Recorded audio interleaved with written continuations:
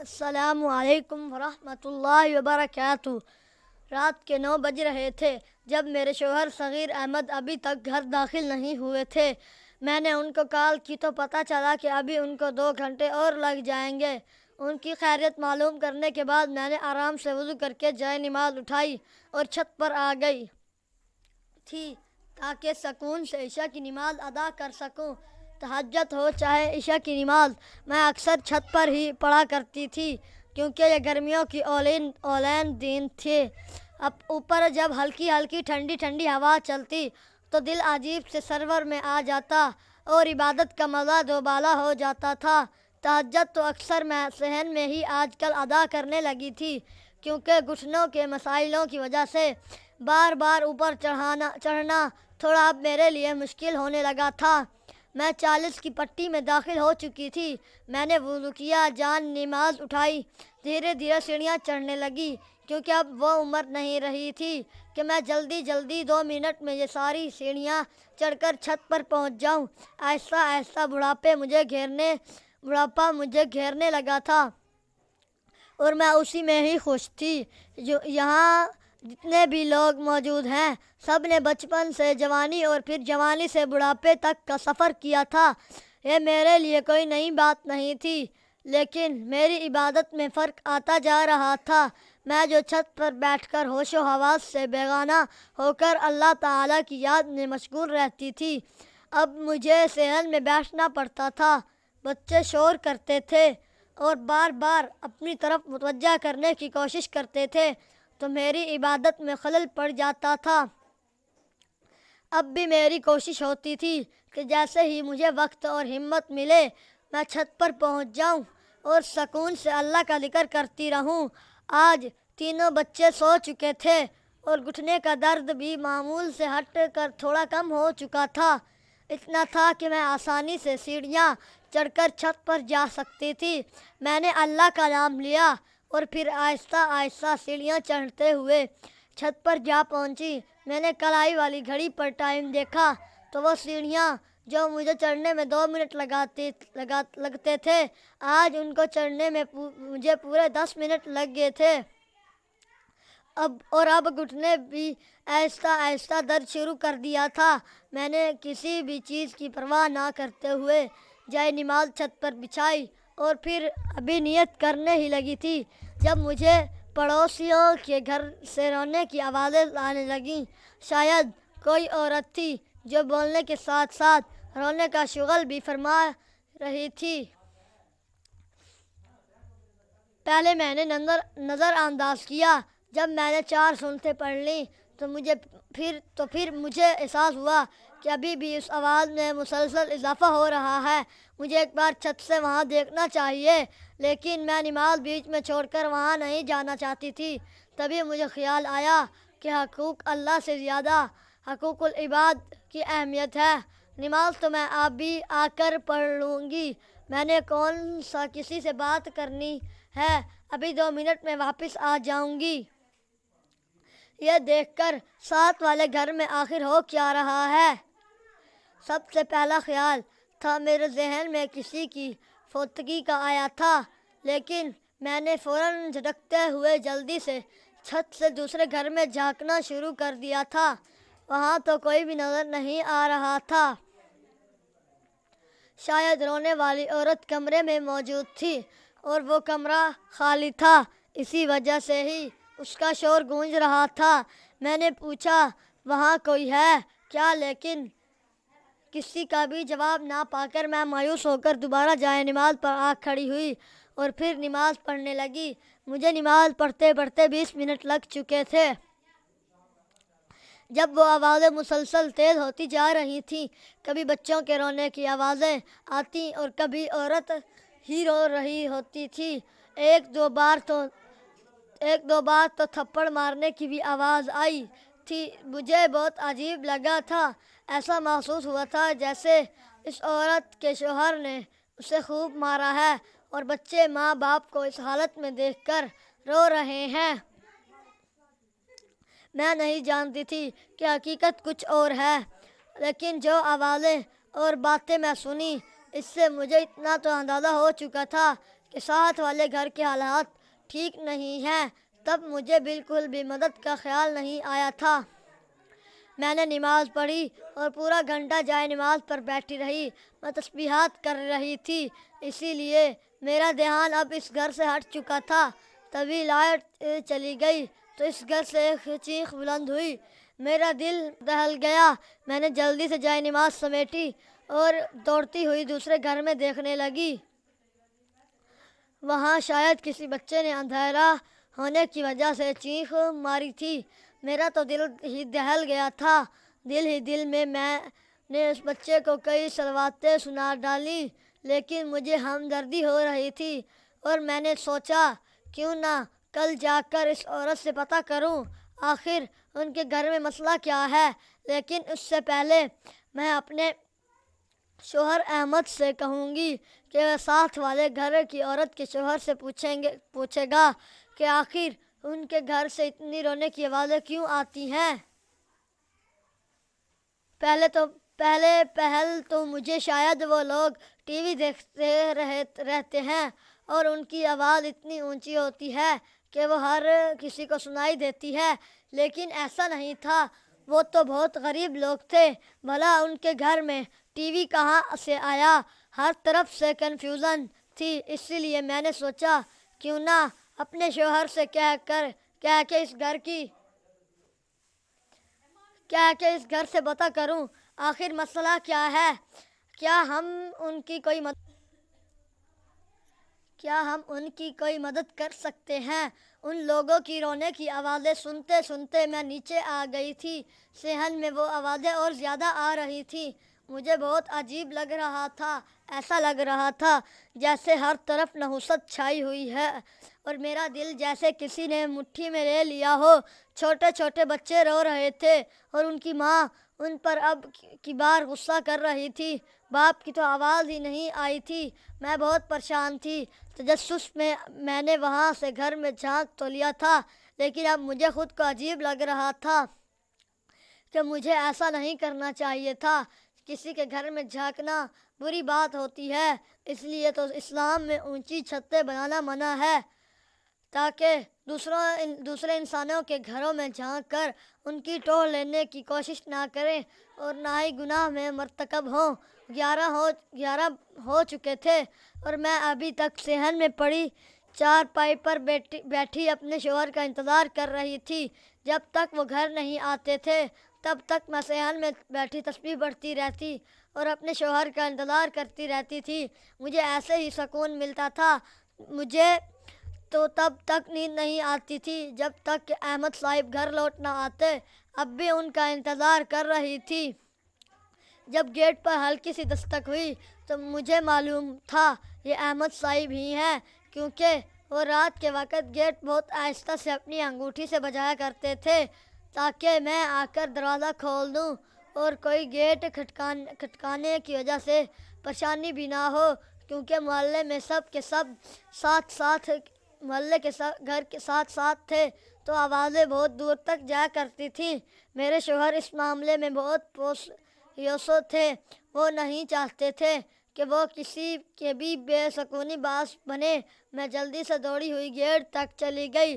Get کھولتے ہی میں نے اپنے شوہر کو سلام کیا اور پھر ان کے ہاتھ میں جو شاپر اور بیگ تھا وہ لے لیا۔ وہ بھی سلام کا جواب دیتے ہوئے میرے ساتھ گھر کے اندر داخل ہونے لگے۔ میں نے گیٹ اچھے سے بند کیا اور پھر کھانا گرم کرنے لگی۔ تب تک میرے شوہر فریش ہو کر کپڑے تبدیل کر کے آ چکے تھے۔ ہم دونوں کچن میں ہی بیٹھ گئے۔ وہ کھانا کھا رہے تھے اور میں بار بار یہ سوچ رہی تھی کہ میں ساتھ والے گھر والوں کے بارے میں اس سے کیسے کہوں کہ وہ پوچھیں۔ مجھے معلوم تھا وہ سلیم صاحب کا گھر تھا اور سلیم صاحب ایک دیہاتی دار مزدور تھے۔ مجھے سمجھ نہیں آئی کہ شوہر کے سامنے کیسے اس کا نام لیتے ہوئے پوچھوں کہ آخر ان کے گھر میں کیا چل رہا ہے۔ میں ذہن میں ان جملوں کو جوڑ رہی تھی تاکہ میں اپنے شوہر سے پوچھ سکوں۔ میرے شوہر بھی میری اس طرح کی حالت دیکھ چکے تھے۔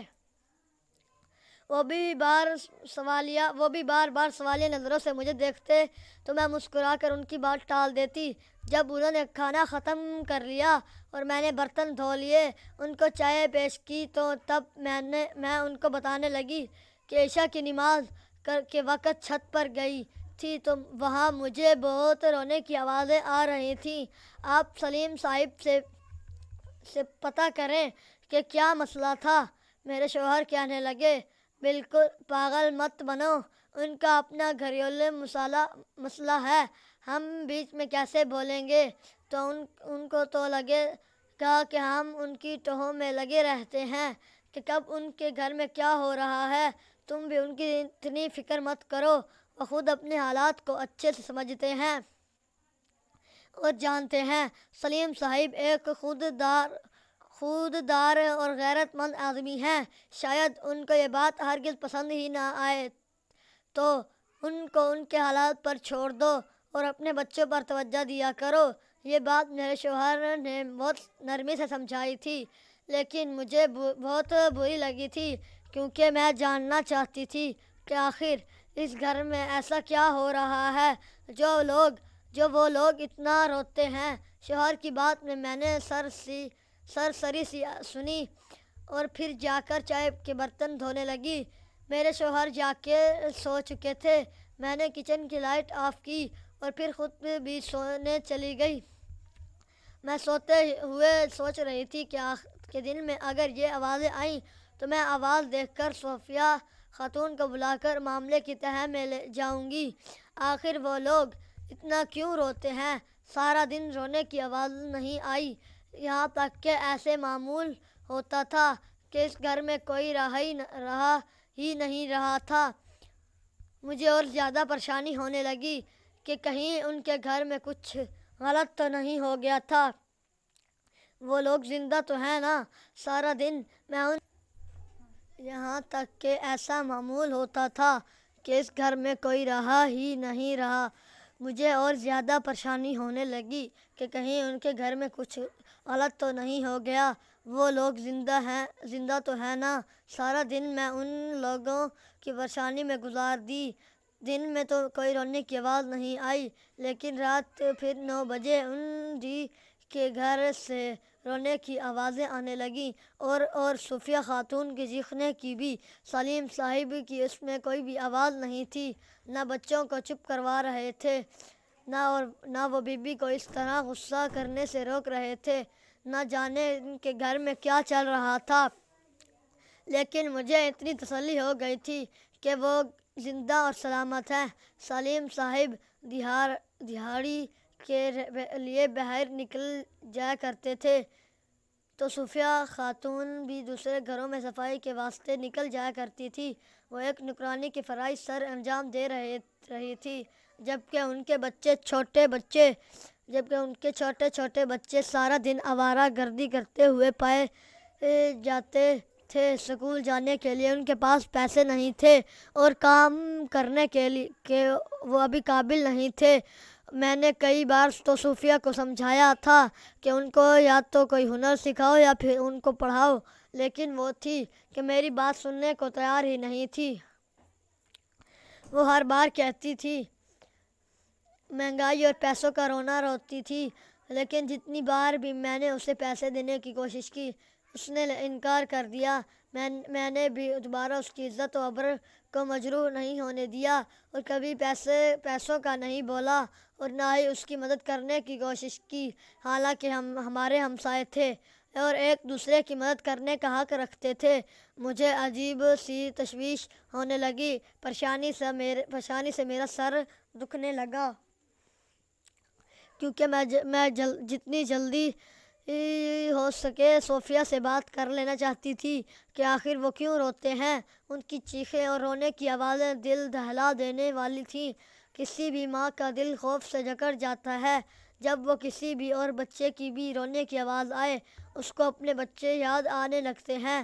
میرے بچے میرے پاس تھے، لیکن صوفیہ کے بچوں کے رونے کی آوازیں سن کے میرا دل کانپ جاتا تھا اور میں بار بار چھت سے اتر کر اپنے بچوں کو دیکھنے جایا کرتی تھی کہ وہ سکون سے سو رہے ہیں کہ نہیں۔ مسلسل 3 سے 4 دن میں اس واسطے چھت پر نماز پڑھنے جانے لگی کہ میں وہاں صوفیہ کے گھر کے حالات معلوم کر سکوں، کیونکہ میں ان کی مدد کرنا چاہتی تھی۔ مجھے معلوم تھا کہ میں ان کی ٹوہ لے کر گناہ کر رہی ہوں، لیکن میرا فرض تھا کہ ہم ہمسائے ہیں، ایک دوسرے کی خبر گیری کرنا ہم پر واجب ہے۔ میرا شوہر تو میری مدد کرنا ہی نہیں چاہتا تھا، وہ چاہتا تھا کہ ہم ان کو ان کے حال پر چھوڑ دیں اور اپنی زندگی پر فوکس کریں، لیکن میں ان لوگوں کے اکیلا نہیں چھوڑ سکتی تھی۔ خاص طور پر صوفیہ کے حالات جاننے کے بعد تو مجھے اس سے اور زیادہ ہمدردی ہونے لگی تھی، لیکن میں تب تک اس کے لیے کچھ نہیں کر سکتی تھی جب تک وہ براہ راست مجھے سارے حالات گوش گزار نہ کر دے۔ اتنی بار بھی میں نے ان لوگوں کی رونے کی آوازیں سنی۔ میں نے اپنے شوہر کو اطلاع کی، لیکن وہ ہر بار مجھے اس معاملے سے دور رہنے کی تلقین کیا کرتے تھے۔ میں بھی مجبور تھی، عورت تھی، خود سے ان کی مدد نہیں کر سکتی تھی۔ شوہر کا تعاون تو لازمی تھا، لیکن میں کیا ہی کرتی جب وہ عورت خود مجھ سے مدد لینا نہیں چاہتی تھی۔ میں نے اسے یہ بھی کہا تھا کہ بے شک تم ہمارے گھر آ کے کام کر دیا کرنا، اس کے بدلے میں تمہیں ڈبل پیسے دے دیا کروں گی، اس طرح تمہاری مدد بھی ہو جائے گی اور میرے گھر کا کام بھی آسان ہو جائے گا۔ لیکن وہ کہنے لگی، اس کو بہت سارے بنگلوں میں جانا ہوتا ہے، یہاں کے لیے اس کے پاس وقت نہیں بچتا، یہاں تک کہ اس کا اپنا گھر صاف کرنے کے لیے بھی اس کے پاس وقت نہیں ہے۔ مجھے سمجھ نہیں آتی تھی کہ آخر وہ دونوں میاں بیوی اتنا جو کماتے ہیں تو جاتا کہاں ہے، وہ لوگ ابھی تک فاقے کر رہے ہیں۔ یہ سب میرے سمجھ سے باہر تھا۔ میں معلوم کرنا چاہتی تھی لیکن کچھ بھی پتہ نہیں چل رہا تھا۔ 6 دن بعد جب تہجد کے لیے اٹھی تو میں نے چھت پر جانے کے بجائے صحن میں ہی تہجد ادا کرنے کے بارے میں سوچا۔ میں نے جا نماز اٹھائی، وضو کیا اور پھر دیوار کے ساتھ جائے نماز رکھ کر نیچے ہی نماز پڑھنے لگی۔ میں نے تہجد پڑھی، دعائیں مانگی، ابھی تسبیحات کر رہی تھی جب مجھے روک کر دعائیں مانگتی ہوئی ایک عورت کی آوازیں سنائی دینے لگیں۔ وہ یقیناً صوفیہ ہی تھی۔ یا اللہ، مجھے معاف کر دے اور میں نے جتنے بھی گناہ جو جانے انجانے میں کیے ہیں ان سب کو تو معاف کر دے۔ آپ جانتے ہیں کہ ہم انسان قطع کے پتلے ہیں، نہ جانے ایسی کون سی غلطی میں نے کی ہے جس کی سزا مجھے یوں مل رہی ہے کہ پچھلے 4 دنوں سے میرے بچے بھوکے ہی ہیں اور بلک بلک کر کھانا مانگ رہے ہیں۔ میرے پاس اتنے پیسے نہیں ہیں کہ میں ان کے لیے کھانا خرید کر لا سکوں۔ ہم دونوں میاں بیوی اپنی طرف سے پوری کوشش کرتے ہیں، لیکن پھر بھی ہم کچھ نہیں کر پا رہے ہیں۔ یا اللہ، میرے بیٹے کو صحت عطا کر دے تاکہ ہم سب خوشحال ہو جائیں۔ میں آپ سے زیادہ کی چاہ نہیں کر رہی، بس جتنا آپ دے رہے ہیں اتنا ہمارے لیے کافی ہے، لیکن میرے بیٹے کو صحت والی اچھی زندگی عطا کر دے۔ وہ بیمار ہے اور ہم لوگ لاچار ہیں، اس کا علاج کرانے کے قابل نہیں ہیں۔ جتنے بھی پیسے آتے ہیں وہ ہم اس کے علاج میں لگا دیتے ہیں۔ میرے مالک، ہماری غیب سے مدد فرما اور ہمارا سر کسی بھی انسان کے سامنے جھکنے مت دینا۔ بے شک تو غفور ہے، تو رحیم ہے، اپنے بندوں سے 70 ماؤں سے بھی بڑھ کر پیار کرتا ہے۔ تو میری دعا سن لے، ہمارے حالات بہتر سے بہتر کر دے۔ یہ کہہ کر روتے ہوئے اور بھی کئی دعائیں مانگ رہی تھی، لیکن میری سوئی تو اس کے بیٹے کی بیماری پر ہی اٹک گئی تھی اور میں سوچ رہی تھی کہ آخر اس کے بیٹے کو کون سی بیماری ہے جس کی وجہ سے وہ یوں رو رو کر خدا سے اس کی صحت کی التجا کر رہی ہے۔ اس کے 3 بیٹے تھے۔ اب مجھے یہ معلوم نہیں تھا کہ اس کے کون سے نمبر والے بیٹے کو بیماری تھی اور سارا پیسہ اس کے علاج پر لگ رہا تھا، یہاں تک کہ باقی بچے بھوک سے فاقے کر رہے تھے۔ اس کی باتیں میں نے جیسے سنی، میں جلدی سے اٹھی اور احمد صاحب کے سر پر جا پہنچی۔ وہ بھی ابھی اٹھے تھے اور تہجد کے لیے وضو کے لیے جا رہے تھے جب میں نے انہیں روکا اور کچن میں آ کر کھڑا کر دیا۔ وہ حیرت سے مجھے اس طرح رازداری سے کمرے سے لے کر آنا اور پھر کچن میں آتا دیکھتے رہے اور حیرت سے پوچھنے لگے، بیگم سب خیریت تو ہے نا؟ کیا کوئی مسئلہ ہے؟ کیا وہ پریشانی سے مجھ سے پوچھنے لگے تو میں انہیں کہنے لگی، میں ابھی ساتھ والے گھر سے کچھ باتیں سن کر آ رہی ہوں، آپ بھی چلیں اور سنیں۔ وہ غصے سے مجھے گھورنے لگے اور کہنے لگے، آپ بھی نا سارا دن گھر میں فارغ رہتی ہیں اور اتنی سمجھ نہیں ہے کہ دوسروں کے گھروں کی باتیں اس طرح نہیں سنتے، اچھی بات نہیں ہوتی۔ اگر ان کو مدد کی ضرورت ہوتی تو وہ خود آ کر ہم سے مدد لے لیتے، لیکن اس طرح کسی کے گھر میں بار بار جھانکنا اور ٹوہ لینا یہ ہمارے اسلام میں جائز نہیں ہے۔ یہ کہہ کر میرے شوہر بھی مجھے ہی سمجھانے لگے۔ جب میں نے صوفیہ کی دعا انہیں سنائی تو وہ حیرت سے دیکھنے لگے اور کہنے لگے کہ میں کل تمہیں پیسے دوں گا، وہ تم جا کر صوفیہ کو دے دینا، اس طرح مدد کرنا کہ اس کو پتہ بھی نہ چلے۔ ٹھیک ہے، یہ کہہ کر وہ مجھے تسلی دیتے ہوئے وضو کرنے چلے گئے، جبکہ میرا تو خوشی سے ناچنے کا من کر رہا تھا۔ مجھے معلوم تھا کہ اگر احمد صاحب کو ان کے حالات پتہ چل گئے تو وہ ضرور میری مدد کریں گے تاکہ میں صوفیہ خاتون کی مدد کر سکوں۔ میرے شوہر خدا ترس انسان تھے اور جہاں بھی ان کو ایسے ضرورت مند لوگ دکھتے وہ ان کی لازمی مدد کیا کرتے تھے۔ مجھے لگتا تھا کہ ہمارے گھر میں برکت ہی انہی چیزوں کی وجہ سے ہے۔ مجھے بہت خوشی ہوتی تھی جب میرے شوہر دوسرے لوگوں کا احساس کرتے تھے۔ ابھی بھی میرا دل چاہ رہا تھا میں شکرانے کے نفل ادا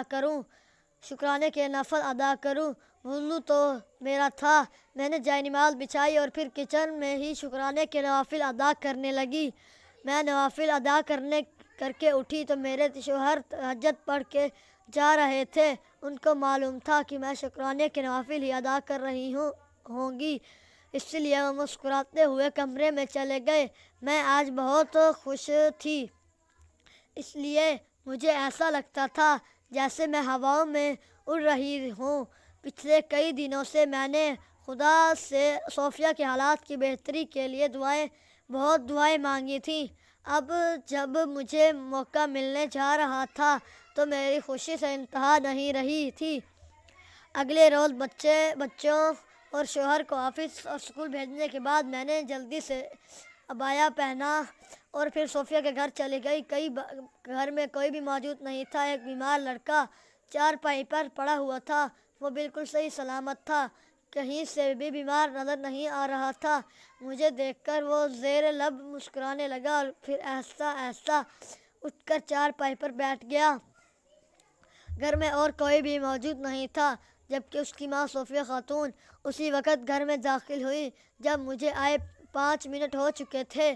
میں اس لڑکے کے پاس چارپائی پر بیٹھ چکی تھی۔ وہ لڑکا میرے چھوٹے بیٹے آلیان کے جتنا تھا۔ مجھے اس پر بہت پیار آیا۔ وہ اتنی سی عمر میں اتنی بڑی بیماری سے لڑ رہا تھا۔ مجھے گھر میں دیکھ کر صوفیہ گھبرا گئی اور جلدی سے میری طرف بڑھنے لگی اور کہنے لگی، بی بی جی، آپ یہاں سب خیریت تو ہے نا؟ میں نے اس سے کہا، ہاں سب خیریت ہے۔ تو وہ کہنے لگی، میں آپ کے لیے چائے بنا کر لاتی ہوں۔ میں نے اس سے کہا، مجھے چائے نہیں پینی، بس ایک گلاس پانی لا دو۔ صوفیہ پانی لے کر آئی تو میں نے اسے اپنے پاس بٹھا لیا، جبکہ اس کا بیٹا ہم دو عورتوں کو باتیں کرتا دیکھ اٹھ کر کمرے میں چلا گیا۔ اتنے دنوں کے چہرے پر کہیں بھی اداسی، مایوسی یا حالات کے رونا نہیں لکھا ہوا تھا، بالکل، بلکہ وہ تو خدا کا شکر ادا کر رہے تھے۔ مجھے ان کو اس طرح دیکھ کر خوشی ہوئی، لیکن دکھ بھی ہوا کہ وہ کتنی بڑی مصیبت سے لڑ رہے تھے۔ تبھی صوفیہ کہنے لگی، آپ یہاں آئی ہیں، سب خیریت تو ہے؟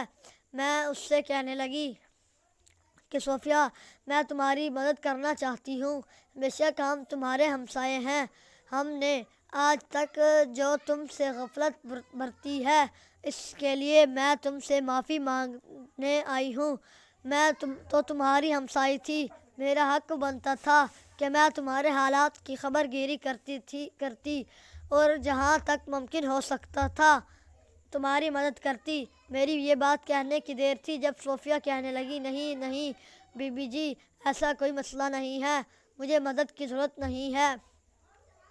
آپ نے کہا مجھے بہت اچھا لگا، لیکن مجھے مدد کی ضرورت نہیں ہے، اللہ کا دیا سب کچھ ہے۔ یہ سن کر میں نے صوفیہ کے ہاتھ پر ہاتھ رکھا اور پھر اسے مجھانے لگی کہ یہ پیسے میں تمہیں ادھار کے طور پر دے رہی ہوں، پھر جب تمہارے پاس پیسے آئیں مجھے یہ لوٹا دینا، اگر تم نہ لوٹا سکو تو میرے گھر آ جانا، 1 گھنٹہ آ کر جو تمہارا دل کرے وہ کام کر دیا کرنا، اس طرح تمہارے پیسے بھی جو قرض ہے وہ بھی آدھا ہو جائے گا اور تمہارے مسئلے بھی حل ہو جائیں گے۔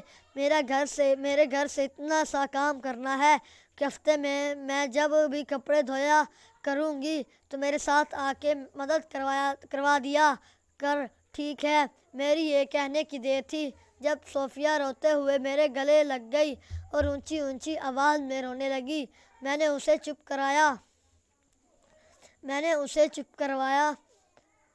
اور پھر اسے سمجھایا کہ جو لوگ اللہ تعالیٰ کا شکر ادا کرتے ہیں تو اللہ تعالیٰ انہیں اور زیادہ نوازتا ہے۔ تم فکر مت کرو، دیکھنا سارے حالات بالکل ٹھیک ہو جائیں گے اور پھر تم خدا کا شکر کرتے ہوئے پائی جاؤ گی۔ فکر مت کرو، میں تمہارے ساتھ ہوں اور مجھ سے پہلے تو اللہ تعالیٰ تمہارے ساتھ ہے۔ تم اس رب کا شکر ادا کرو جس نے تمہارے لیے وسیلہ بنا دیا ہے۔ وہ کہنے لگی، میری شادی کم عمری میں ہو گئی تھی، 8 بچوں کا ساتھ ہے، شوہر اور میں خوب محنت کرتے ہیں، لیکن سارا پیسہ بیٹے کی بیماری پر خرچ ہو جاتا ہے۔ میں ناشکری نہیں کر رہی، میں تو خدا کا شکر ادا کرنے والی ہوں، لیکن کبھی کبھی دل سے آہ نکلتی ہے جب امیروں کے گھر کو دیکھتی ہوں۔ ان کے گھر اتنے زیادہ کھانا پکتا ہے، وہ یہ نہیں کرتے کہ ہم اپنے ملازمین کو دے دیں اور وہ کھانا پھینک دیتے ہیں۔ دل میں ایک آہ سی نکلتی ہے کہ کاش ہم بھی یہ مقام مل جائے اور ہم ہر کسی کی مدد کریں۔ لوگوں کے پاس اتنا پیسہ ہے لیکن وہ کسی کی بھی مدد کا نہیں سوچتے، آخر لوگ اتنے خود غرض کیوں ہیں باجی؟ یہ کہہ کر وہ اپنے آنسو صاف کرنے لگی۔ میں نے اسے خوب تسلیاں دیں اور پھر وہاں سے اٹھ کر جانے لگی۔ یہاں سے اٹھ کر میں چھت پر گئی تھی کیونکہ میری بہن کا فون آ رہا تھا۔ اونچے سگنل نہیں تھے اور نیچے سگنل نہیں تھے۔ میں نے چھت کے اوپر سے دیکھا تو نیچے صوفیہ جائے نماز بچھائے خدا کا شکر ادا کرتے نہیں دکھتی تھی۔ وہ خوددار عورت تھی، کسی کے سامنے ہاتھ پھیلانا نہیں جانتی تھی، لیکن آج اس کی مدد کر کے مجھے جو سکون ملا تھا وہ ناقابل بیان تھا۔ میں نے اپنی بہن سے اس بات کا ذکر کیا تو مجھے کہنے لگی کہ مجھے ایک ایسی لڑکی کی ضرورت ہے جو سارا دن میرے ساتھ رہے اور اس کے چھوٹے موٹے کام کر دیا کرے، یہاں وہ محفوظ رہے گی کیونکہ میرے چھوٹے چھوٹے بچے ہیں، اس کی عزت کو بھی کوئی خطرہ نہیں ہوگا، اور میرے شوہر تو ہوتے ہی غیر ملک ہیں۔ اگر تم کسی بچی کا انتظام کروا دو تو میں اس کو ماہانہ 30,000 دیا کروں گی۔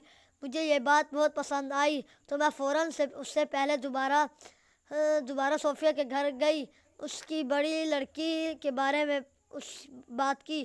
اس کی بڑی بیٹی 15 سال کی تھی اور ہر کام کرنا جانتی تھی۔ وہ خود بھی صوفیہ کے ساتھ دوسروں کے گھروں میں جا کر کام کرواتی تھی۔ صوفیہ کو یہ بات پسند نہیں تھی جوان جہاں لڑکی دوسروں کے گھروں میں کام کرے، کیونکہ بہت سے لوگ اسے بری نظروں سے دیکھا کر رہے تھے۔ وہ تھی ہی اتنی خوبصورت۔ جب میں نے صوفیہ سے اپنی بہن والی بات ڈسکس کی تو وہ بہت خوش ہو گئی اور کہنے لگی، جی اللہ آپ کو سلامت رکھے۔ مجھے سمجھ نہیں آتا کہ میں آپ کا شکریہ کیسے ادا کروں۔ میں نے اس کے ہاتھ تھام لیے اور اسے کہنے لگی، میرا شکر ادا کرنے کی ضرورت تو نہیں ہے، وہ جو ہم سے 70 ماؤں سے بھی زیادہ محبت کرتا ہے، اس کا شکر ادا کرو۔ تو وہ سجدے میں گر گئی۔ میں بھی اٹھ کر گھر آ گئی تھی۔ وہ حیران تھی کہ اللہ تعالیٰ بھی ہمارے مدد کے اسباب وہاں سے پیدا کرتے ہیں جہاں سے ہمیں امید نہیں ہوتی۔ بے شک وہ ہم سب کے حق میں بہترین سے بہترین کرنے والے ہیں۔